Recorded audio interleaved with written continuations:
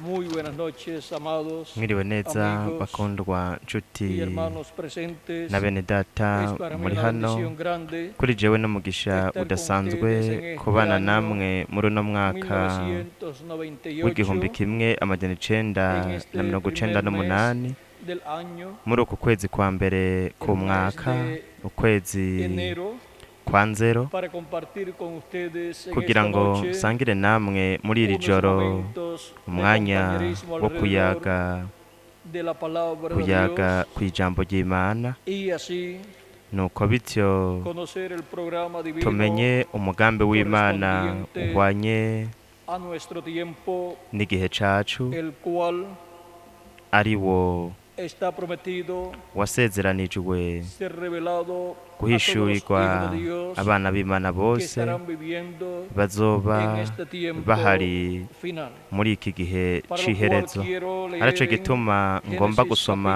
capítulo mw'itanguriro igice 37 ca 37 versos 1 en adelante, donde kuva dice: ku murongo wa mbere ukabandanya habitó havuga Jacob hati en la yakobo tierra aba mu gihugu donde había morado su se padre, yabayemwo ari en la inyambukira tierra nico de gihugu Canaán. c'i Kanani Esta es la historia de la ivy'uruvyaro rwa familia de yakobo Jacob. nibi José, yozefu siendo de edad de 17 amaze años, imyaka 17 apacentaba las yaragerana mu ovejas kuku con sus hermanos, na bene y se el joven estaba con los kandi hijos yarakiri de umwana kuri Bila bene y con biruha los hijos na de bene Silpa, zirupa mujeres de su padre, e bakase informaba José kandi a su yama padre abarira la se mala fama inkuru de ellos, z'ibibi bakora y amaba Isirayeli Israel a yapfinisha José más que a yozefu todos sus hijos, kuruta porque lo había tenido abana biwe en su bose vejez, kuko y yamuvyaye le hizo una ashaje túnica de amubariririza diversos umwambaro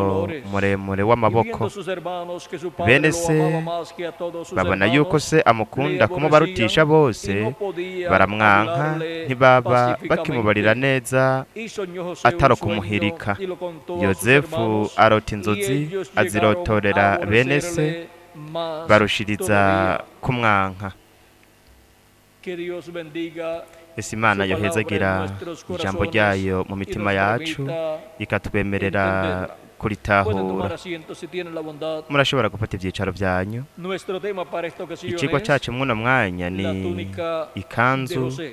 ya yozefu Dios le hizo esta túnica yakobo José yabaririje de yozefu ino kanzu diversos colores. y'amabara Este atandukanye joven tenía unos uno musore 17 yari años afise imyaka 17 y'amavuka kandi hijo yari que había tenido por medio umwana yari de su esposa yabyaranye n'umugore con la wiwe cual Rasheli él se casó.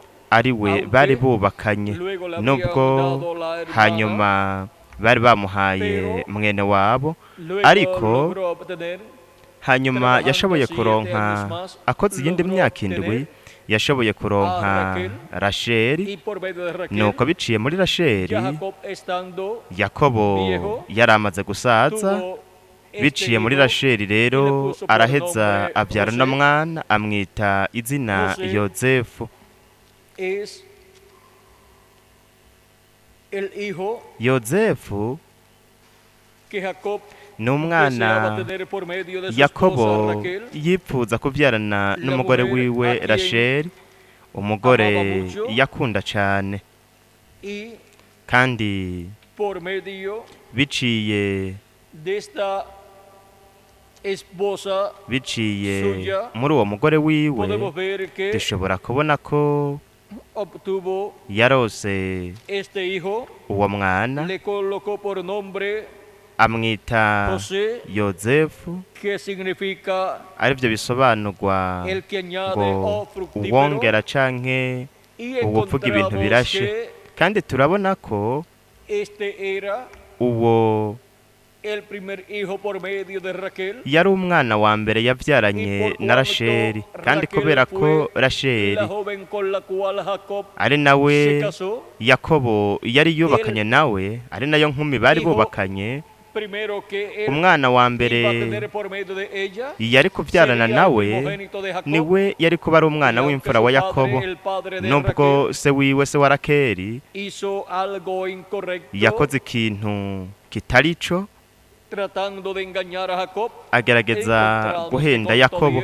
Ariko turabona yuko hamwe n'ibyo byose umwana wa mbere wa Yakobo biciye muri Rasheli ari we yarose umugisha w'abana b'imfura awuhawe n'Imana, yarose umugisha w'ubusamuragwa, kuko igihe Yakobo yahezagira Yozefu, igihe Yakobo yaragwaye ariko karago ari hafi gupfa muri iyo minsi, turabona ko yahezagiye Yozefu, ahezagira abana ba Yozefu, Efurayimu na Manase, nuko araheza abaha umugisha w'ubusamuragwa w'abana b'imfura. Rero murabe ingene Yozefu ari wafise umugisha w'abana b'imfura, kandi kubera ko umugisha w'abana b'imfura ari umugisha wegwije kabiri, ni umugisha urimwo imigabane ibiri. Yozefu rero yarose umugisha wegwije kabiri, hariko harahezagirwa abana biwe Efurayimu na Manase. Mw'uwo mugisha wahawe Efurayimu na Manase, Yozefu yarose uwo mugisha w'abana b'imfura, kuko yarose uwo mugisha w'imigabane ibiri. Kandi kubw'iyo mpamvu nico gituma hagati mu ihanga ry'Abaheburayo Yozefu afise imiryango ibiri, ariyo ari umuryango wa Efurayimu hamwe n'umuryango wa Manase. Efurayimu na Manase mutegereze nabo nyene bashushanya, Efurayimu ashushanya ishengero ry'umwami Yesu Kristo, ashushanya abanyamahanga. Manase nawe ashushanya ihanga ry'Abaheburayo. Aha niho hari Isirayeli yo kw'isi hamwe na Isirayeli yo mw'ijuru, zishushanirijwe muri Yozefu, muri Efurayimu na Manase, abana ba Yozefu. Kandi mwitegereze ingene muri abo bana babiri ba Yozefu izina rya Yakobo rya Isirayeli ryari kuba rurangiranwa nk'uko Yakobo yari yavuze. Rero mwitegereze biciye mu ishengero ry'umwami Yesu Kristo, biciye kandi no mu bwoko bw'Abaheburayo, izina rya Yakobo, ni ukuvuga ngo izina rya Isirayeli ryari kuba rurangiranwa. Kandi ivyanditswe biravuga ati Yakobo aravuga ko muri bo ariho Isirayeli izohererwa umugisha. Rero turabona ko biciye mu bana ba Yozefu umugisha w'abana b'imfura uragaragara ku isi. Nico gituma umugisha w'inganji y'ubwiza y'imyaka 1000 ugwa ku ishengero ry'umwami Yesu Kristo, ndetse kandi no ku ihanga ry'Abaheburayo. Kandi nico gituma Kristo azoba ari kumwe n'ishengero ryiwe, aganje ari mu gihugu ca Isirayeli, ari muri Yerusalemu, ari uzoba ari umugwa mukuru w'isi. Kandi aho niho hazoba hari n'Abaheburayo, aho hazoba hari 144 by'Abaheburayo bari kumwe na Kristo, aribo bazoba bariko barakorera Kristo n'ishengero ryiwe mu nganji y'ubwiza y'imyaka 1000. Nico gituma mu gihe c'iherezo, nk'uko Kristo yamye ahamagara abagize umubiri wiwe w'ibanga w'abizera, ari nabo amazina yabo yanditse mu gitabo c'umwagazi w'intama, isi itararemwa, ku munsi wa nyuma azohamagara kandi n'ibihumbi 144 by'Abaheburayo banditswe mu gitabo c'Imana. Kandi nabo nyene bazokwakira Kristo, bazokwakira ukuza kwa kabiri kwa Kristo, hanyuma bazotahura no kuza kwa mbere kwa Kristo uko kwagenze. Rero ukuza kwa Kristo kwaba ukuza kwiwe kwa mbere no kuza kwiwe kwa kabiri bishushanirijwe muri yozefu. Yozefu niwe rugero rutunganye rwo kuza kwa mbere kwa Kristo hamwe no kuza kwa kabiri kwa Kristo. Muri we Kristo yaramwigaragarijemwo hamwe n'ibintu azokora haba mu kuza kwiwe kwa mbere ndetse no mu kuza kwiwe kwa kabiri. Kandi murabe ingene Yakobo yamubaririje ikanzu yozefu, ikanzu y'amabara atandukanye, kandi iyo kanzu y'amabara atandukanye mwitegereze irafise mw'ishusho n'ingero, irafise insiguro ihambaye cyane, kuko ino kanzu ya yozefu ari nayo ishingirwe ntahe n'ivyanditswe itubwira ku isezerano ry'Imana. Nk'uko yozefu yari afise ikanzu y'amabara atandukanye, rero turabona ko kubera ko ivyo bivuga ku mabara y'umunywamazi, ivyo bitubwira ku isezerano ry'Imana. Kandi yozefu wacu ari we umwami wacu Yesu Kristo, turabona ko afise amabara ndwi y'umunywamazi, kandi nico gituma biciye mu vyanditswe tubona ano mabara y'umunywamazi agaragajwe. Nk'akarorero turafise muri Ezekiyeli, turafise ano mabara y'umunywamazi ariyo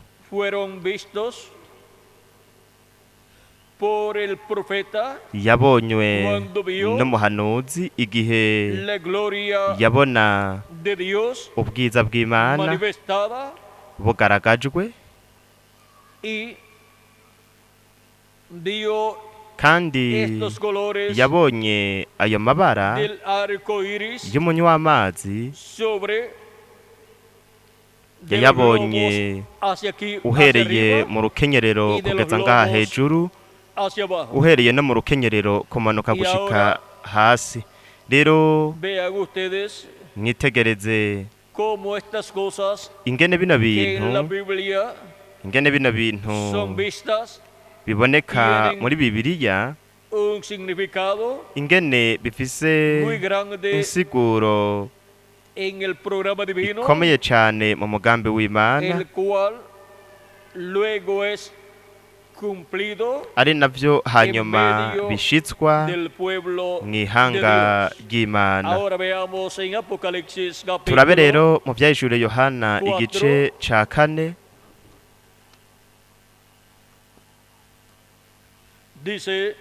haravuga hati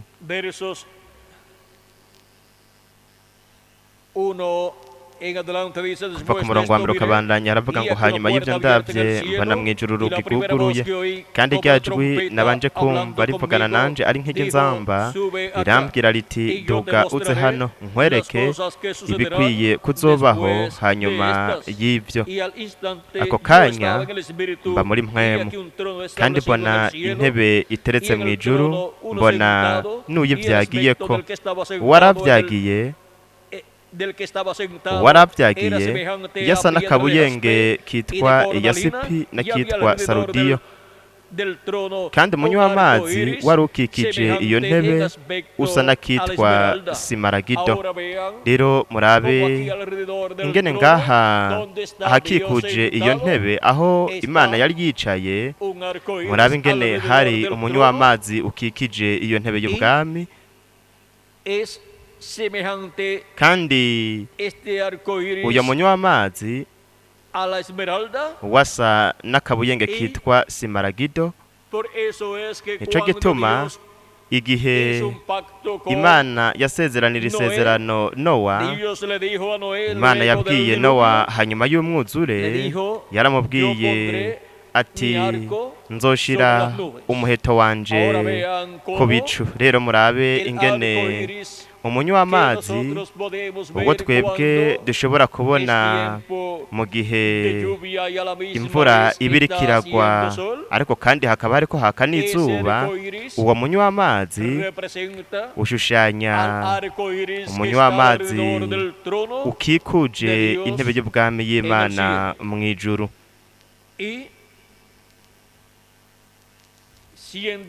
Kandi kuba ari ishusho n'ingero uno munywi w'amazi, umunywi w'amazi kuba ari isezerano ry'Imana, turabona ko kubw'iyo mpamvu umunywi w'amazi ubwo twebwe tubona mu gihe imvura ibiriko iragwa ariko kandi hariko haka n'izuba, turabona ko ari isezerano Imana yasezeraniye Nowa yuko itazongera guhonya inosi ikoresheje imvura amazi y'uwo mwuzure, ko itazohonya ikiremwa muntu ikoresheje umwuzure w'amazi.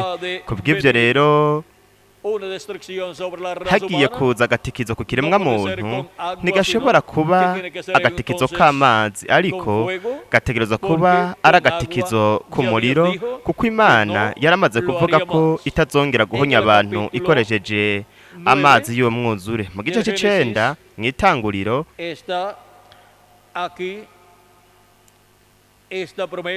niho hari iri sezerano, kandi niho hari isezerano ry'Imana. Haravuga mu gice c'icenda umurongo w'icenda ukabandanya hati ati raba jewe ubwanje nshinze isezerano mbasezeraniye mwe n'uruvyaro rwanyu ruzobakomokako.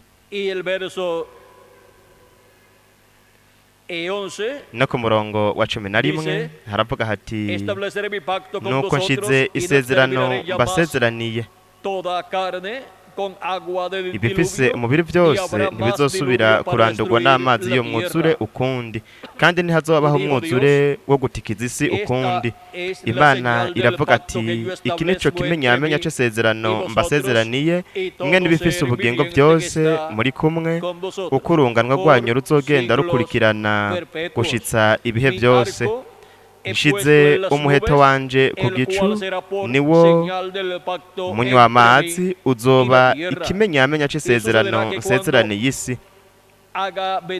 Nuko uko nzozana igicu hejuru y'isi, uwo muheto w'umunywi w'amazi uzobonekera kuri co, nanje nzokwibuka isezerano nanjye nzokwibuka iryo sezerano ryanje nshize hagati yanje namwe bo n'ibiri n'ubugingo byose bifise umubiri, kandi amazi ntazokongera ukundi kuba umwuzure wo guhonya ibifise umubiri byose. Nuko umunywi w'amazi ubaye ku gicu, nanje nzowitegereza nibuke iryo sezerano ry'intahava riri hagati yanje n'ibiri n'ubugingo bifise umubiri byose biri ku isi. Imana ibarira Nowa iti ico nico kimenyamenya c'isezerano nashize hagati yanje n'ibiri n'umubiri byose biri ku isi. Kandi aha dushobora kubona ingene Imana ivuze ko izoshira umuheto wayo ku bicu, igashira umuheto wayo ku bicu mu gihe ibicu bizuba bije, nuko ikabona uwo munywi w'amazi uwo muheto Imana ikawubona, ndetse n'ibiremwa abantu navyo nyene bikabona uwo munywi w'amazi. Kandi ico ni ikimenyetso c'isezerano ry'Imana yuko hatazoba uwundi mwuzure wo guhonya ikiremwa muntu cose. Rero mwitegereze, kubera ko Imana ivuze ati nzoshira umuheto wanje, nuko rero iyo tugiye ku ntebe bwami y'Imana mw'ijuru ahera ha cane h'ingoro iri mw'ijuru, turabona yuko ahakikuje iyo ntebe hari umunywi w'amazi. Rero murabe ingene aya mabara y'umunywi w'amazi afise ico asobanura gihambaye cane, kuko avuga ku isezerano ry'Imana ku biremwa abantu. uva mu gihe uja mu kindi twakomeje kubona ko isezerano ry'Imana, isezerano ry'amaraso ya Kristo ko ryamye ryigaragaza kandi uva mu gihe uja mu kindi hamye haza ijambo ry'Imana kw'ihanga ry'Imana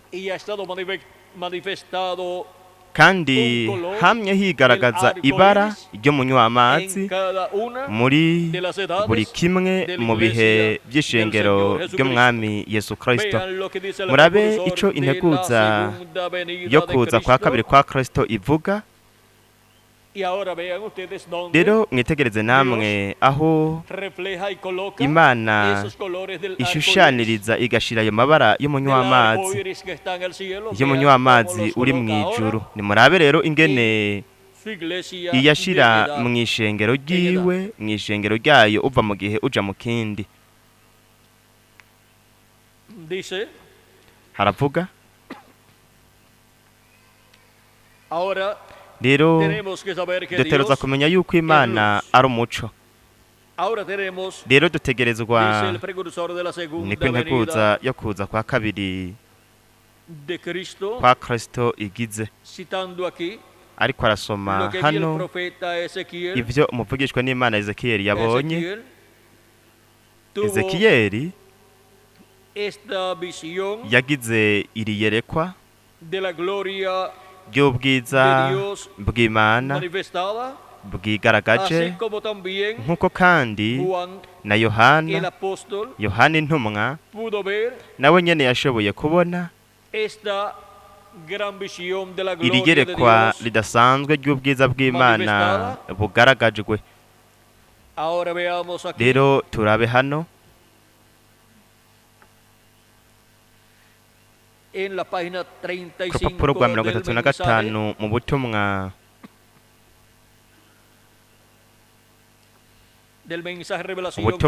ivyeshuro Yohana igice ca 4 umugabane wa 2 urupapuro rwa 35 haravuga hati rero reka twimukire ku kindi gisomwa. Ezekiyeli na Yohana bose bamubonye mw'ibanga ry'amabara yiwe n'umuco, kandi bavuga ko yasa n'umuringa w'umujumpu. Mwebwe muriko murandika imirongo ni Yohana wa mbere igice ca mbere umurongo wa 5 kugeza ku w'indwi. Yohana hanyuma waramaze hafi imyaka 3 ku kizinga ca Patimo igihe yandika igitabo, no kuvuga ngo igihe yandika igitabo cyo byahishuwe, igihe yagaruka ari umuntu ashaje w'imyaka 90. Muri ico gihe Yohana mwitegereze, igihe yagaruka afise nk'imyaka 90. Haravuga muri Yohana wa mbere igice ca mbere umurongo wa 5 kugeza ku w'indwi, yavuze ati Imana n'umuco. Yohana yari afise ubunararibonye, yari yarayibonye kandi yarazi ko ari umuco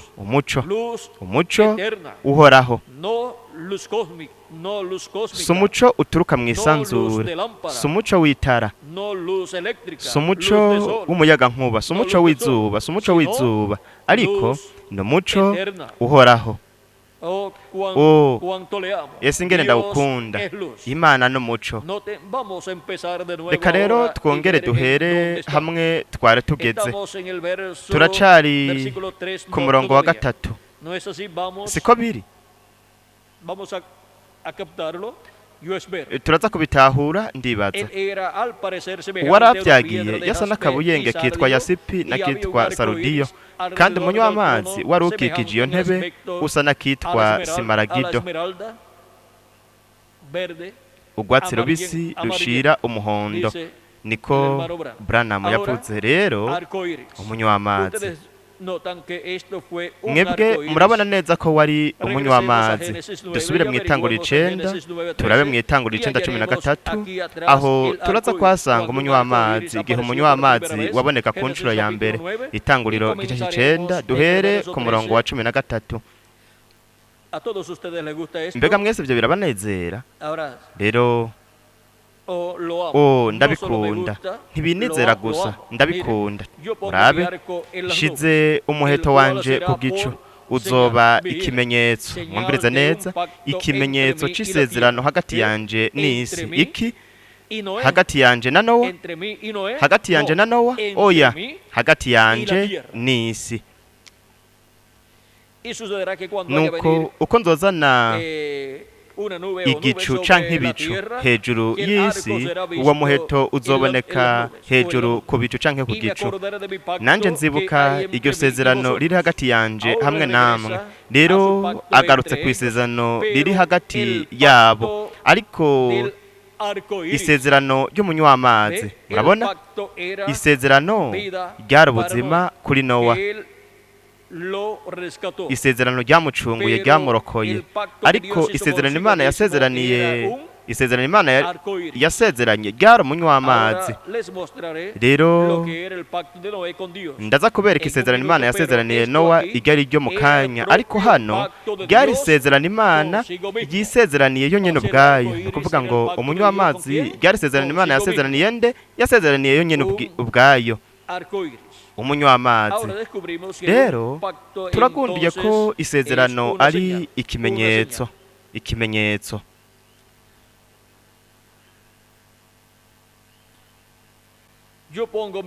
Nshize umuheto wanje ku gicu, aho ni nyuma y'agatikizo k'isi, igihe ibiri n'umubiri byose byahonywa n'amazi uretse Nowa. Kandi uwo muheto uzoba ikimenyetso c'isezerano riri hagati yanje n'isi. Si hagati yanje n'ibiba kw'isi. Ibiba kw'isi ni ibintu byose, ariko ni isezerano riri hagati yanje n'isi. Ni ukuvuga hagati yanje n'umubumbe w'isi. Imana igize iti, nije naremye isi,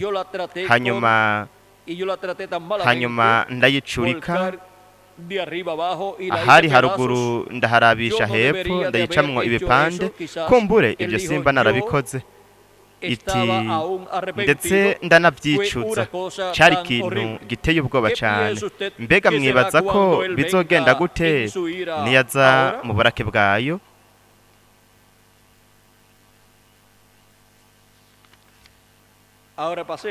Ubu naho twimukira ku rupapuro rwa 38 havuga ngo nivyo nyene Yohana yabonye Yesu, isezerano ryemewe ry'Imana rikikuje amajuru, kandi yarakikujwe n'umunywamazi. Umunywamazi wari ukikije iyo ntebe y'ubwami usa n'akabuye kitwa simaragido, umuringa w'umujumpu, umuco usa n'urwatsi rubisi ukikije iyo ntebe.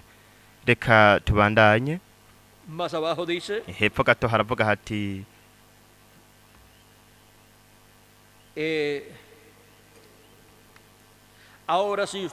rero we niwihweza,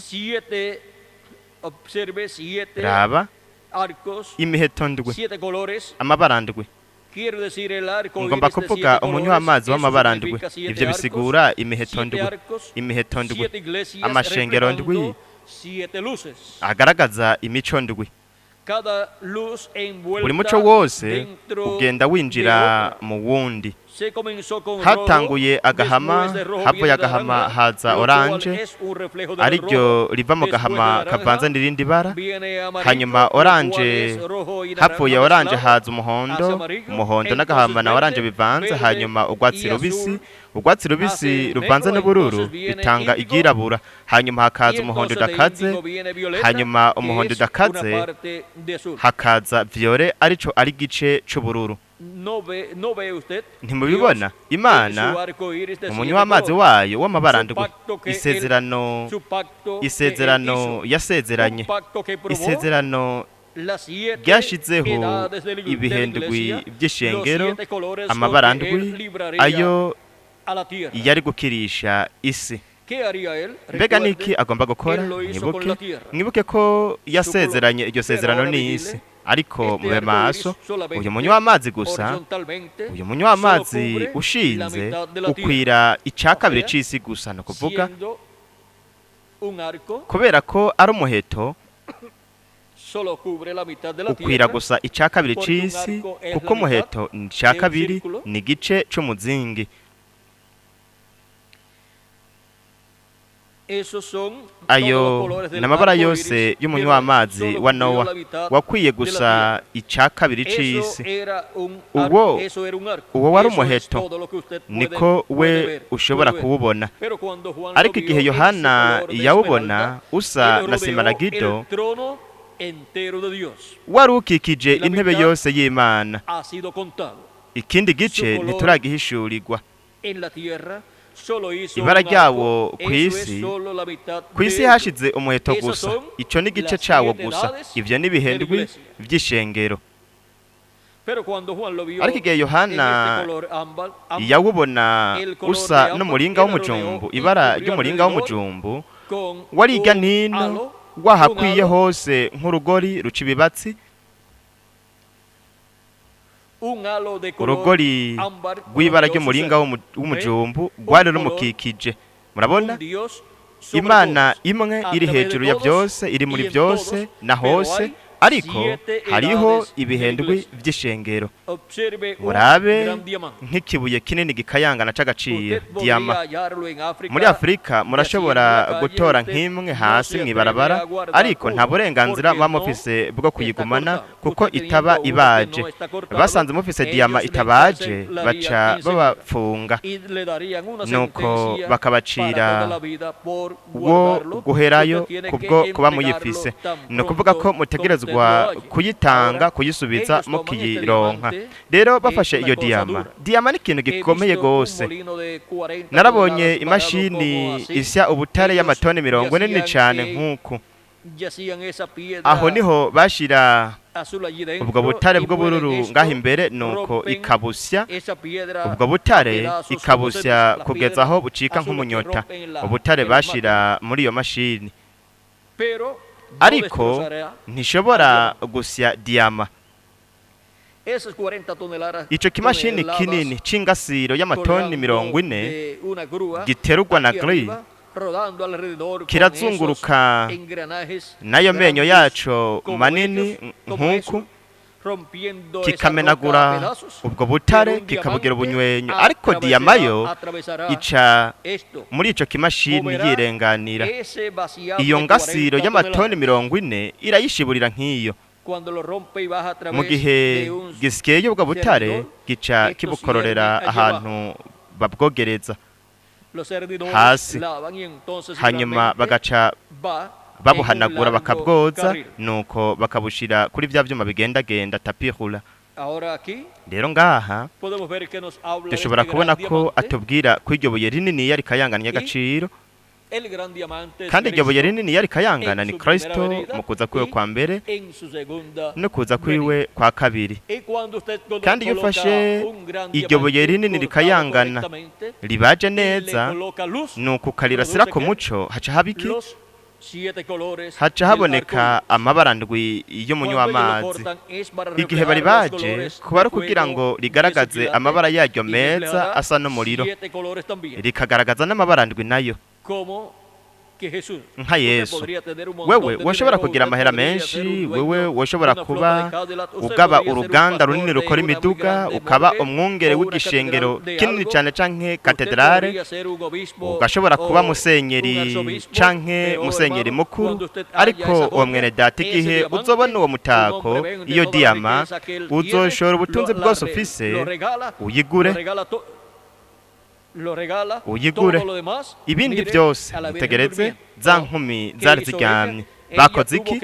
Byabaye ngombwa ko bashora ikintu runaka kugira ngo bagure amavuta. Mbega bashoye iki? Imigenzo yabishaje n'amadini n'ibindi. Bagurishije ibyo bari bafise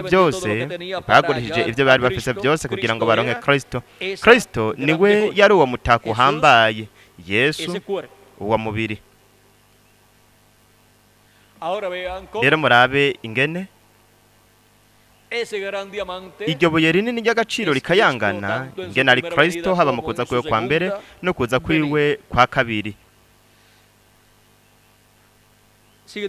Habandanya havuga hati, yararetse ko umuco w'umunywamazi w'ibihe by'ishengero ryiwe undasirako kugira ngo menye ko yacumitiwe ibyaha byanje. Nguyu umunywamazi w'amabara ndwi. Rero murabe ingene Kristo yishushanije mu ntambuko ndwi canke mu bintu by'ishengero ry'abanyamahanga, kandi isezerano ry'Imana ryamye ryigaragaza uva mu gihe uja mu kindi muri buri bara ry'umunywamazi w'Imana, umunywamazi ukikije intebe y'ubwami y'Imana. Ariko kuba ari umuheto gusa, ico ni igice c'umuzingi, kandi mw'ijuru hari umuzingi ukwiye urimwo amabara ndwi y'umunywamazi. Mu bihe ndwi canke mu ntambuko ndwi z'ishengero ry'abanyamahanga nta n'igice cavuzwe, kandi nico gituma ku munsi wa nyuma hakenewe, inyuma y'ibihe ndwi by'ishengero ry'abanyamahanga, hakenewe ko haza igihe gihoraho, igihe c'ibirekomeza ifuruka. Wewe ufashe ibuye ribaje mu buryo bwa piramide, nuko ukarirasira ko umuco mwinshi, projecteri, wewe uzobona ko rica rigaragaza amabara ndwi y'umunywamazi. Ni ukuvuga ngo iryo buye rica rigaragaza amabara ndwi y'umunywamazi. Uko niko rero biri no mu gihe cacu, aho amabara ndwi y'umunywamazi icarimwe azoba ariko aragaragara, kandi umuzingi ukwiye uzokwigaragaza mu gihe cacu. Reka rero tubandanye dusoma hano havuga ngo, ariko igihe Yohana yamubona hano, ico cari iki? Umunsi w'ubucunguzi wari waheze burundu. Nuko rero yongeye kumubona ameze nk'uko yari ari mu nkomoko, mw'ibara ry'umuringa w'umujumbu, atari igice c'isi gusa. Izuba rishobora kurasira gusa igice c'isi icarimwe, murabe igihe rizungurutse. Ariko igihe Yohana yamubona, yasa n'akabuyenge kitwa yasipri n'akitwa sarudiyo, yasa n'umuringa w'umujumbu, uvanganije ayo mabara yose uko ari abiri, utora ibara ry'umuringa w'umujumbu. Kandi ibara ry'umuringa w'umujumbu ryari rikikije iyo ntebe. Twoshobora kubandanya tuvuga byinshi cyane kuri iki cigwa: impwemu ndwi, amabara ndwi, ibihe ndwi vy'ishengero, ubukozi ndwi, ni ukuvuga ngo ubukozi ndwi bw'abamarayika ndwi, imico ndwi, byose biri mu gitigiri ndwi. Byose biri mu ndwi. Imana yuzurira mu gitigiri ndwi. Imana yakoze iminsi 6, uw'indwi iraruhuka.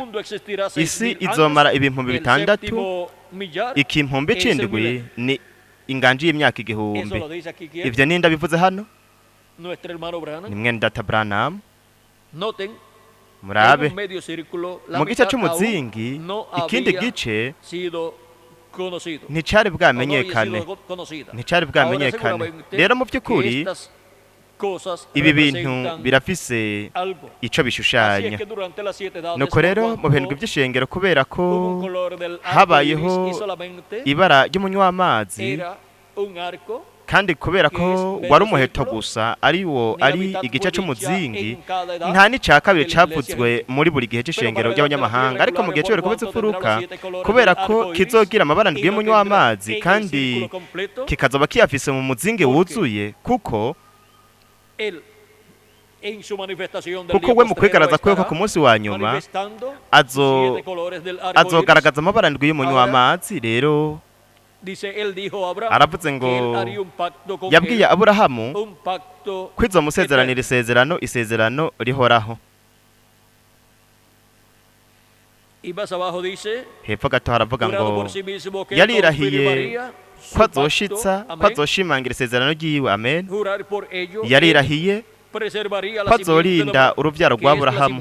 Mbega uruvyaro rwa Aburahamu mu banyamahanga ni iki? Ni umubatizo wa mpwemu yera, uruvyaro rwa Aburahamu. Yarirahiye ati, nzobahagurutsa bose, ndabaha ubugingo budashira, nongere mbashire aha kw'isi. Rero dushobora kubona turayibona rero mu munywamazi turayibona rero mu munywamazi w'umuzingi w'ibara ry'urwatsi rubisi mw'ibara ry'umuringa w'umujumbu urwatsi rubisi. Mbega urwatsi rubisi rusobanura iki? Ubuzima. Urwatsi rubisi buri gihe urwatsi rubisi rwamara urwatsi rubisi n'ubuzima.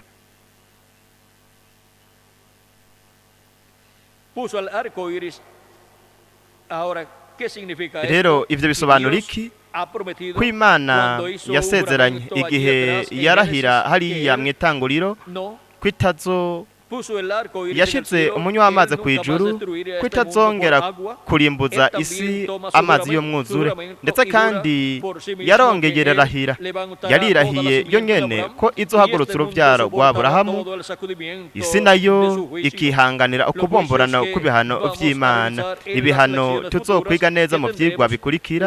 Ivyo tuzogira, nzobereka aho ino si izorukira ihinduke ibirunga, nuko icikemwo udupande, nuko byose bihinduke. Ariko irirahiye ko itazohonya isi, ariko ko izoyitunganya bushasha, ishire abana bayo ku isi mu kimpumbi. Rero murabe ibintu byose bizoba, ndetse n'ibihano by'Imana nabyo. Isi, umubumbe w'isi nk'umubumbe ntabwo uzosambuka ngo uveho, ariko uzotunganywa neza, utegurirwa inganji y'imyaka 1000. Ibirunga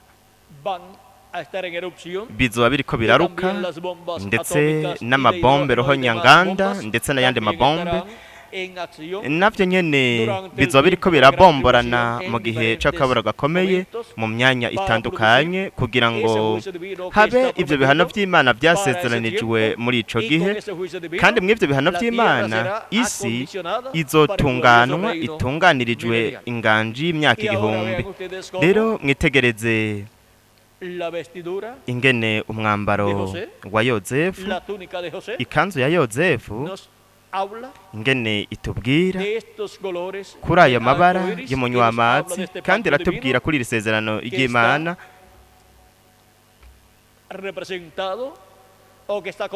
ari naryo rishushanwa canke ririmwo riri mu muzingi urimwo amabara ndwi y'umunywamazi ukikuje intebe y'ubwami hariya mw'ijuru.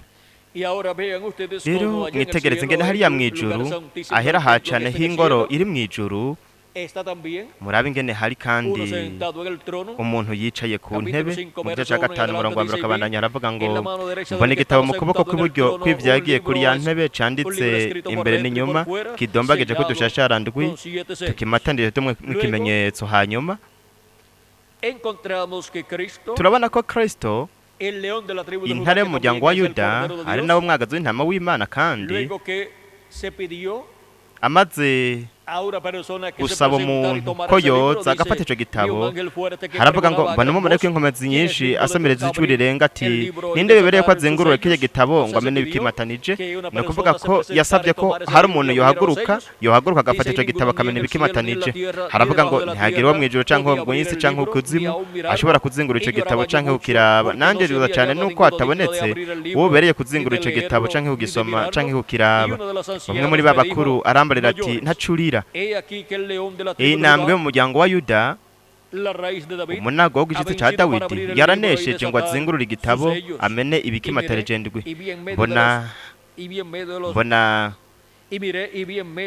Ndaraba mbona hagati ya ntebe na vy'abanyabugingo bine no hagati ya babakuru umwagazi w'intama ahagaze asa n'uwishwe, afise amahembe ndwi n'amaso ndwi. Nivyo mpwemu ndwi z'Imana zatumwe kwama zija mw'isi yose. Araza agikura mu kuboko kw'iburyo kw'ivyagiye kuri ya ntebe. Rero mwitegereze ingene Kristo afata igitabo canke igitabo c'imatanije ndwi kiri buryo bw'Imana, arico gitabo gihesha uburenganzira, igitabo c'ubugingo c'umwagazi w'intama, nuko kiramatanije, kiri mu kuboko kw'iburyo kwicaye ku ntebe y'ubwami. Kandi hirya nino hiyo ntebe y'ubwami hari umuntu w'amazi, ariko atari igice c'umuzingi, umuzingi wose ukwiye wuzuye. Vean ustedes kandi cómo mwitegereze ingene donde está el ahari título de propiedad del libro igitabo gihesha uburenganzira de los 7 sellos. igitabo c'imatanije indwi Allí también está el aho kandi arco iris hari n'umunywamatsi alrededor ukikuje intebe y'ubwami. de edad en edad. uva mu gihuja mu Se ha kindi estado cumpliendo hakomeje gushitswa diferentes versiones del libro de la vida del Cordero, imirongo itandukanye del y'igitabo libro de la vida, c'ubugingo del c'umwagazi Cordero, w'intama, del libro igitabo de los 7 sellos. igitabo c'imatanije Y indwi. para el día postrero kandi ku munsi wa nyuma naho encontramos que turabona ko la parte que corresponde al igice quinto gihuye sello, sexto sello n'ikimatanije ca y gatanu, séptimo ikimatanije sello ca gatandatu hamwe estará n'ikimatanije siendo c'indwi cumplida. El séptimo sello es la bizoshitswa. segunda venida de Ikimatanije Cristo. c'indwi ni I ukuza kwa kabiri kwa baho Kristo, kandi El séptimo sello mu también kimatanije están los c'indwi escogidos de Dios, harimwo n'abatoranijwe los n'Imana, escogidos que estarán abatoranijwe viviendo bajo el bazoba tiempo bahari mu de la gihe segunda venida de c'ukuza Cristo kwa para kabiri ver kwa Kristo, kugira ese ngo diamante babone iryo buye rinini Cristo en rikayangana su ry'agaciro segunda Kristo mu kuza kwe kwa reflejando kabiri, los 7 rigaragaza amabara ndwi colores del arco iris que está y'umunywamatsi alrededor del trono. ukikuje Y intebe ahora, y'ubwami. Rero Vean ustedes cómo mwitegereze con la ingene manifestación de mu Cristo, kwigaragaza del kwa Espíritu Kristo muri Santo, mpwemu a través de yera cada mensajero biciye en muri cada buri ntumwa ya buri se gihe, reflejó en cada edad un hagaragaye color muri buri del gihe arco ibara iris, rimwe pero ry'umunywamatsi, no el ariko círculo completo, atari sino mu muzingi wuzuye, medio círculo ariko que mu es gice un c'umuzingi arco, ari porque wo eso ari es un umuheto, arco iris kuko con un color uwo ni umunywamatsi mw'ibara rimwe muri buri gihe. Eso es que Nico gituma durante las 7 etapas mu orales de la ntambo iglesia kondwe en canke sí, mu bihembwe vy'ishengero ry'abanyamahanga no pudieron ser batashoboye guhindurwa, porque kuko tenían solamente un bari bafise color gusa ibara rimwe del arco iris. ry'umunywamatsi. Cada edad tuvo un Buri color gihe del arco cagize iris ibara rimwe ry'umunywamatsi. y por eso Nico no gituma tenían todo batari bafise todos los 7 colores del amabara pacto ndwi divino, yose y'isezerano ry'Imana.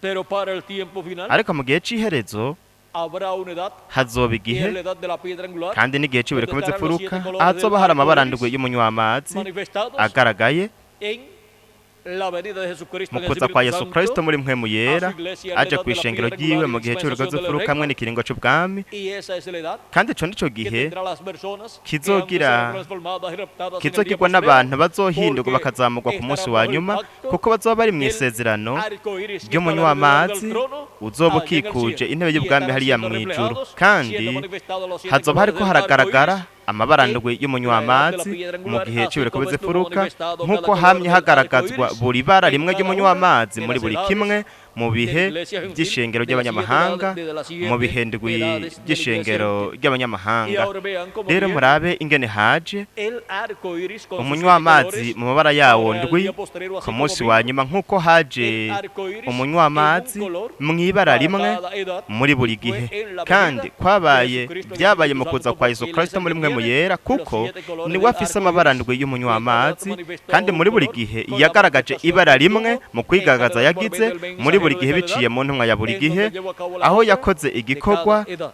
ca buri gihe.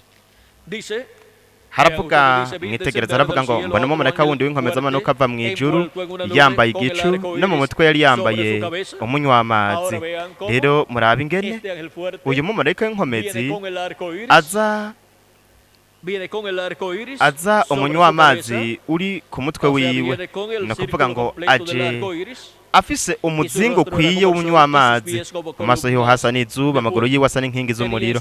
Yari afise mu minwe agatabo kazinguruye, ashinga ikirenge c'iburyo ku kiyaga, ic'ibumoso agishinga imusozi, asemerera como ruge un n'ijwi león, rirenga nk'uko intambwe yivuga. y cuando hubo clamado Asemereye 7 truenos imituragaro ndwi emitieron sus ituragara voces. amajwi Ahora yayo. podemos ver Rero aquí dushobora kubona hano el ángel fuerte marayika Jesucristo w'inkomezi Yesu viniendo Kristo aje con los 7 colores del arco iris, afise amabara y con ndwi el librito y'umunywamatsi abierto hamwe en su n'agatabo mano. kazinguruye mu Él kuboko viene a su kwiwe, iglesia en el aje día kw'ishengero ryiwe ku munsi para wa traer nyuma, el título kugira de ngo propiedad del azane libro agatabo del gahesha libro del uburenganzira, Cordero, agatabo el k'ubugingo libro de los k'umwagazi 7 w'intama, sellos, igitabo abierto y c'imatanije colocarlo ndwi en su iglesia, kizinguruye agashire mu ishengero ryiwe, nuko agaragaze amabara ndwi y'umunywamatsi en forma consecutiva, mu buryo porque eso bugenda es que bukurikirana. en Nico la edad de la gituma piedra mu gihe angular, c'ibiro kubeza ifuruka, la voz de Cristo ijwi rya habla Kristo rivuga en forma mu consecutiva buryo bukurikirana nk'iyo mituragaro ndwi ni ijwi rya Kristo nk'intare mu muryango wa Yuda, ico gituma asemerera nk'uko intare yivuga, kandi asemereye mituragaro ndwi ituragara amajwi yayo.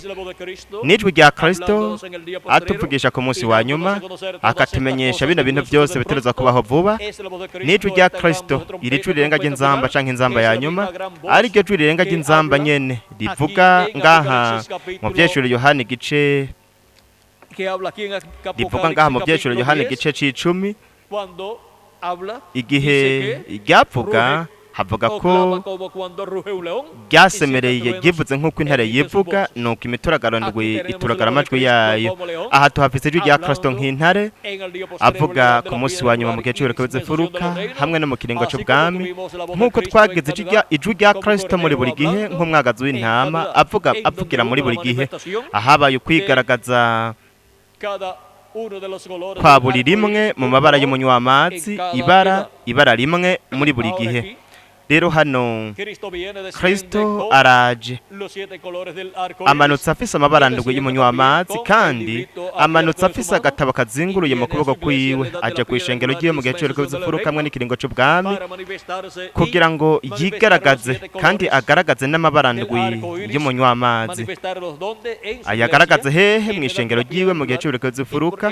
Nico gituma mwebwe mufashe ibuye rikomeza imfuruka, ibuye ribonerana canke diyama, nuko mukarirasirako umuco, diyama ibaje neza, mukayirasirako projecteur umuco mwinshi, nuko icigaragaza amabara ndwi y'umunywamazi. Aho rero tuca tugira ya mabara ya kakarahure gasongoye agaragajwe, kandi ivyo nivyo Kristo akora mu gihe cy'ubuheruka bw'imfuruka. Nico gituma ibintu bitashoboye kumenyekana mu ntambuko ndwe canke mu bintu by'ishengero ry'abanyamahanga, amabanga huye n'umunsi wa nyuma azohishurwa mu gihe cy'ubuheruka bw'imfuruka, kuko mu bihe ndwi mw'ibara rimwe gusa muri buri gihe ntabwo bashoboye kumenya n'ica kabiri n'igice c'umugambi w'Imana wose, mw'uwo mugambi uhoraho w'Imana no mw'uwo mugambi we yari kugaragaza mu gihe cy'ubuheruka bw'imfuruka, kubwo kugira ngo ahamagara abatorejwe n'Imana, ahindure abatorejwe n'Imana bo mu gihe cy'ubuheruka bw'imfuruka hamwe n'ikiringo c'ubwami. Dushobora rero kubona ibanga ry'ikanzu rya Yozefu. Murabe ingene ino kanzu ya Yozefu ifise insiguro ikomeye cyane hambaye, iyo umuntu atashobora kubona n'amaso bwite, kuko Yozefu ashushanya nde? Kristo mu kuza kwiwe kwa mbere hamwe no mu kuza kwiwe kwa kabiri. Kandi no kanzu ya Yozefu mwitegereze ingene itwereka amabara ndwi y'umunywamazi, itwereka amabara y'umunywamazi, kandi tweretse amabara y'umunywamazi itwereka isezerano ry'Imana, isezerano Kristo azaniye abahungu n'abakobwa b'Imana kubw'ubugingo budashira bw'abahungu bose n'abakobwa b'Imana, kubw'uruvyaro rwa Aburahamu rwose, haba uruvyaro rwa Aburahamu mu buryo bw'umubiri ndetse n'uruvyaro rwa Aburahamu kubwo kwizera, uruvyaro rwa Aburahamu rwo kw'isi ihanga ry'Abaheburayo hamwe n'uruvyaro rwa Aburahamu rwo mw'ijuru, ariryo shengero ry'Umwami Yesu Kristo. Ku munsi wa nyuma mwitegereze ingene azobashimangira mw'isezerano ihanga ry'Abaheburayo mu gice ca kabiri c'iyinga rya 70, no kuvuga ngo mu myaka 3 n'igice isigaye iyo mw'iyinga rya 70, kuko imyaka 3 n'igice ya mbere hamwe n'igice c'iyinga rya 70 byarashikijwe mu kuza kwa mbere kwa Kristo. byose byarasezeranijwe mu kuza kwa Kristo. Turabona ko nk'uko ukuza kwa Kristo gufise ibice bibiri, kuza kwiwe kwa mbere no kuza kwa kabiri. Ibintu byasezeranijwe mu kuza kwa mbere kwa Kristo, ibitashikijwe mu kuza kwiwe kwa mbere bizoshitswa mu kuza kwiwe kwa kabiri.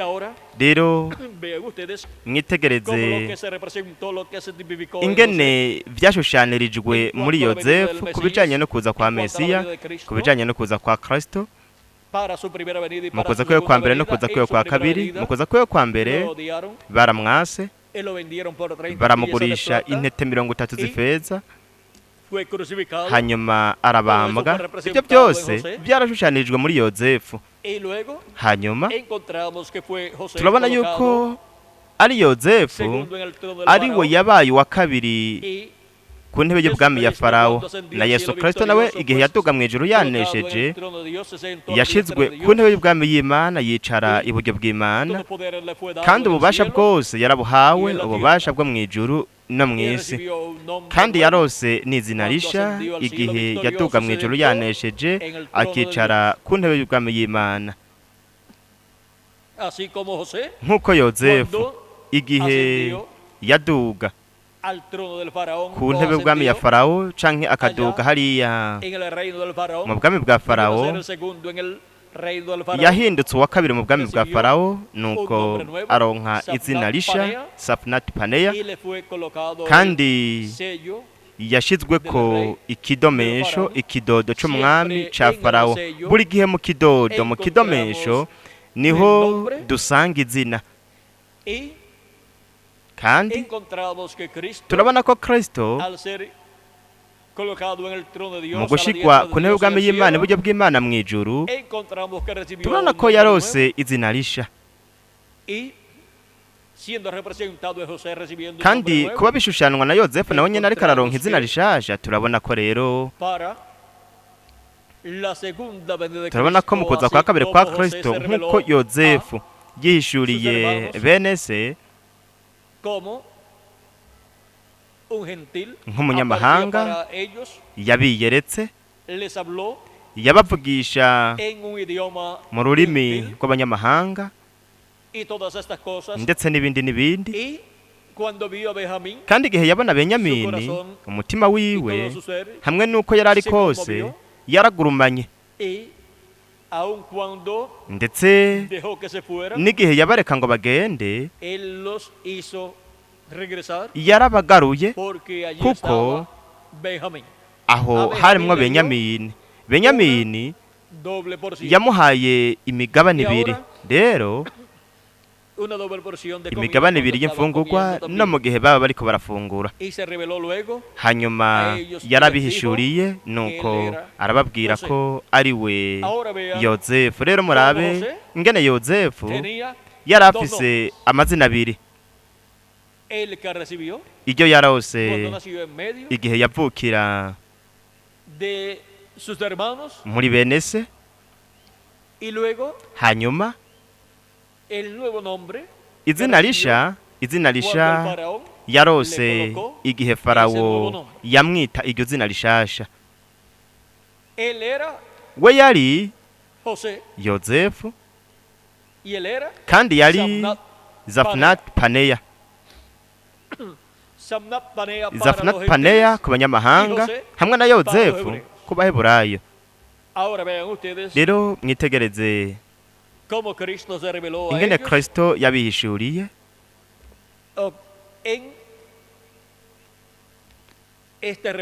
canke mw'igishushanyo yari Kristo yigaragariza, yishushaniza ubwoko bw'Aheburayo. Ibyo byose bigashushanirizwa mu buzima bwa yozefu. Rero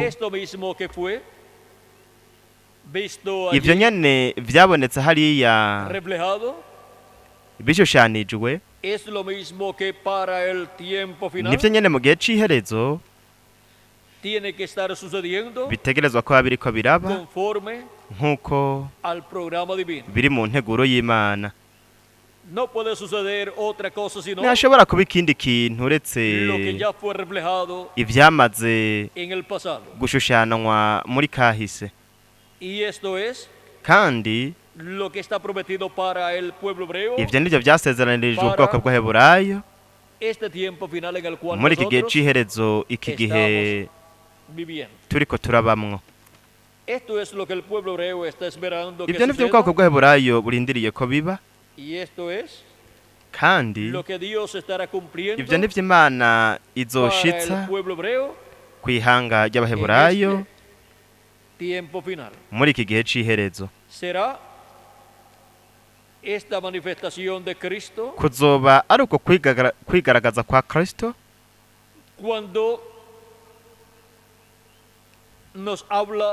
igihe yatubwira integuza yo kuza kwa kabiri kwa Kristo ku bijanye n'ibihumbi 144 by'Abaheburayo. Yaratubwiye ko bimwe vyaba kuri Yozefu ko bigiye gushitswa. Yaravuze ati rero kubera ko Abayuda, reka turabe hano, aha haravuga ingene Yozefu Yesu azobibwira. Yesu araza akiyereka ibihumbi 144 rero haravuga hati uko niko Yesu azobabwira amajambo y'amahoro n'urukundo. Kubera iki Abayuda base Yesu, Imana yari iri muri ivyo byose, nibwo bwari bwo buryo bumwe rudende kugira ngo ikore umugeni wayo mu banyamahanga. We yarapfuye kumusaba kugira ngo aziganirize ubuzima umugeni w'abanyamahanga. Rero ibyo 144 ntibari umugeni. Mu vyeshuri Yohana igice ca 14:4 bitwa inkumi, bakurikira umwagazi w'intama ahaja hose. Abo nibo batandujwe n'abagore, vyerekana ko ari inkone. Mu Matayo 19:12 inkone nizo zarinda ivyumba vy'abageni abubatse, barabashumba. Mumenye ko bo bataba bari ku ntebe y'ubwami, ariko bari ruhande y'intebe y'ubwami. Oya, ntibari mu mugeni, ariko bazoba bari mu nganje y'ubwiza y'imyaka 1000. Rero turabona ko igihe ayo masigarira ya Isirayeli igihe bazokoranizwa hamwe mu rukundo rw'umwami, umwasi nawe yamaze gukugwaho, Imana izotegura umusozi wayo wera, itongo ryayo rya Edeni risha kubw'umugeni n'abashumba biwe hamwe nawe, kubw'ukwezi kwa buki kw'imyaka 1000 ku isi. Nk'igihe Adamu na Eva bari mu itongo rya Edeni, bo ntibamaze imyaka 1000, ariko Yesu Adamu wacu wa nyuma hamwe na Eva ishengero ry'ukuri bazoshitsa integuro y'Imana yose. Mbega ingene vyisubiramwo muri Bibiliya, vya binde vyaba kuri Yozefu na bene se bigiye gushitswa vuba kuko Yesu araje. Kandi mu kurangiza ino shusho ya Yozefu, ari kindi nashaka kubibutsa kubijanye n'iki gihe c'iherezo. Mwibuke igihe Yozefu yavugana na bene se Benyamini atari kumwe nabo, yavuga hariho ugusobanura, nubwo yarazi Igiheburayo neza cane, yavugisha bene se mu rundi rurimi. Rero dushobora kubona rino banga ryose rya Yozefu ariko yibwira bene se, bishushanya Kristo ariko yibwira bene se ibihumbi 144 by'Abaheburayo. Abo kuri uno munsi wa nyuma bazoba barindiriye ukuza kwa Kristo. Bo ntibazi ko Kristo yamaze kuza mu myaka 2000 iheze, bo ntibazi ko Mesiya yari Yesu. Kandi ku munsi wa nyuma bo bazoba bariko bararonka ukuza kwa Mesiya, bazoba bariko bararonka ukuza kwa Kristo, kandi uko kuzoba ari kwigaragaza kwa kabiri kwa jambo aje ku munsi wa nyuma, kandi bazovuga bati uyu niwe twebwe twari turindiriye. kandi igihe bazobona ibyo aho hazoba hari Mose na Eliya. no kuvuga ngo ubukozi bwa Mose na Eliya buzoba buri ngaho bugaragaye kubw'ubwo mugisha udasanzwe ubwoko bw'Abaheburayo buzoba bugiye kuronka kuko kuza k'umwana w'umuntu azanana n'abamarayika biwe, kandi abamarayika biwe ni ubukozi bwa Mose na Eliya. mu butumwa bwitwa ngo izamurwa urupapuro rwa 34 n'urupapuro rwa 35 aratubwira integuza kuza kwa kabiri kwa Kristo. mwenda Branham aratubwira kubijanye no kuza kwa Kristo hamwe n'ihanga ry'Abaheburayo ririko riramwakira, bakavuga bati, aratubwira ko aho hazoba hari Mose na Eliya. ni kuvuga ngo ubukozi bwa Mose na Eliya bugaragajwe ko bw'ico kintu kidasanzwe hagati muri ivyo bihumbi 144 abazomwakira kuri uno munsi wa nyuma, nk'uko uva mu gihugu mu kindi bakiriye Kristo yigaragaje muri buri gihe, abatonejwe ba buri gihe biciye mu kwigaragaza kwa Kristo biciye mu ntumwa ya buri gihe, kandi nk'uko abatonejwe n'Imana mu gihe cy'ibirego by'imfuruka, uko niko bakira Kristo yigaragaje kuri uno munsi wa nyuma. uko niko bazonamwakira kandi n'ibihumbi 144 by'Abaheburayo. kandi ikanzu ya Yozefu izoba iriko irashitswa mu mwuzuro mu bishushanyo byose bishushanya ikanzu ya Yozefu y'amabara atandukanye. kuko murabona yuko Kristo marake nkomeza amanuka ava mu ijuru, umunywa w'amazi ukikuje umutwe wiwe aja afise isezerano, kandi azorishimangira arishimangire mu bwoko bw'Abaheburayo muri ako gahe gato kateguwe kagenwe ko mu gice cya kabiri c'iyinga rya 70.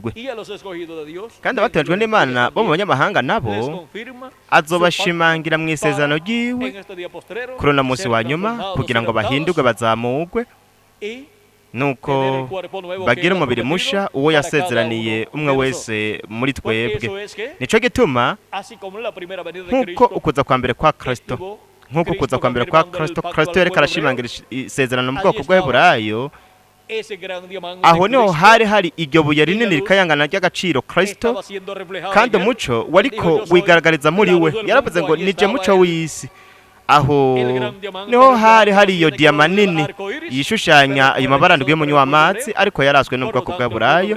kubw'ivyo rero ubwoko bw'Abaheburayo bwasezerano ry'Imana, ariko muri iki gihe c'iherezo bazokwakira ukuza kwa kabiri kwa Kristo, bazokwakira Yozefu wabo ari nawe kandi Yozefu wacu, kandi bazokwakira isezerano ry'Imana, nuko ibihumbi 144 bizokwinjira mu mugambi w'Imana uhwanye n'ikimpumbi c'indwi. rero dushobora kubona ibanga ry'ikanzu ya Yozefu. ntiryari ikanzu iryo aryo ryose, ryari ikanzu ryashushanya ikintu c'ingirakamaro cyane mu mugambi w'Imana. kandi murabe ingene muri iryo kanzu hari hashushanirijwe amabara y'umunywa w'amazi, ni ukuvuga amabara y'isezerano ry'Imana. kuri jewe wari umugisha udasanzwe kubana namwe muri iri joro. ndabashingira intahe y'ikanzu ya Yozefu. iryo kanzu ry'amabara atandukanye ari naryo ryari rishushanirijwemwo umunywa w'amazi ugizwe n'amabara ndwi, kandi ni naho dushobora kubona ko muri Yozefu ari washushanya Kristo niho hari amabara ndwi y'umunywa w'amazi. kandi kubw'ivyo uva mu gihugu mu kindi mu kuza kwa mbere aho hari amabara ndwi y'umunywa w'amazi. nico gituma kandi igihe Yohana na Petero hamwe na Yakobo bamubona ku musozi wo guhindurirwako, bavuga ko impuzu ziwe zariko zirakayangana zica ibibatsi, mu maso hiwe naho haboneka ari nk'izuba. ibyo ni navyo nyene mu vyeshure Yohana igice ca mbere nivyo Yohana yabonye no mu vyeshure Yohana mu gice c'icumi nivyo mutagatifu intumwa Yohana yabonye no kuza kwa marayika w'isezerano ukuza kwa Yesu Kristo mu mabara ndwi y'umunywa amazi hamwe n'ikanzu ya yozefu yo muri iki gihe hamwe n'amabara ndwi y'umunywa amazi muri buri gihe mu kwigaragaza kwa Kristo muri buri gihe habaye ibara rimwe kuko kwari kwigaragaza kw'igihe gito kwa buri gihe ubu naho rero mu gihe cy'ubure kubeza ifuruka niho Kristo aje muri mwe mu yera yigaragaza mu mabara ndwi y'umunywa amazi kuko ayo mabara ari mu nkingi y'umuriro mu muco wa Shekina niho hari amabara ndwi y'umunywa amazi kandi hakenewe gusa ibuye rikomeza ifuruka kugira ngo riheze rigaragaza ayo mabara ndwi y'umunywa amazi kandi aho Kristo umuco w'isi arigaragaza akagaragaza n'amabara ndwi y'umunywa amazi muri iki gihe c'iherezo kugira ngo hinjire abahungu bose n'abakobwa b'Imana mu mugambi w'Imana uhuye n'umunsi wa nyuma kugira ngo bahindurwe bazamugwe muri iki gihe c'iherezo. Yesu imigisha Yesu Kristo mureka w'isezerano yoba kuri umwe wese muri mwebwe kandi Yesu yogaragaza muri umwe wese muri mwebwe no muri jewe imigisha iri mu mabara ndwi y'umunywa amazi mu mabara ndwi y'una muzingi uhese wugaye w'amabara ukikuje intebe y'ubwami iri mw'ijuru igaragaza muri mwebwe no muri jewe n'imigisha iri ngaho muri iryo sezerano ry'Imana vuba twese duhindurwe nuko tugira umubiri musha nk'uko Imana yabisezeranye kandi tube dushingiye kuri iryo sezerano ry'Imana turonka ubugingo budashira ibihe bidashira mu izina rihoraho ry'umwami Yesu Kristo amen kandi amen. Ese Imana yabananye kubayezagira mwese Imana ibarinde kandi hamwe natwe bundi busha Miguel Benumuzazi Marine kugira ngo asozere iki gice cacu haza kuba ari kugira ngo yakire Felix nuko bityo asozere muri iri joro igice cacu ashimira Kristo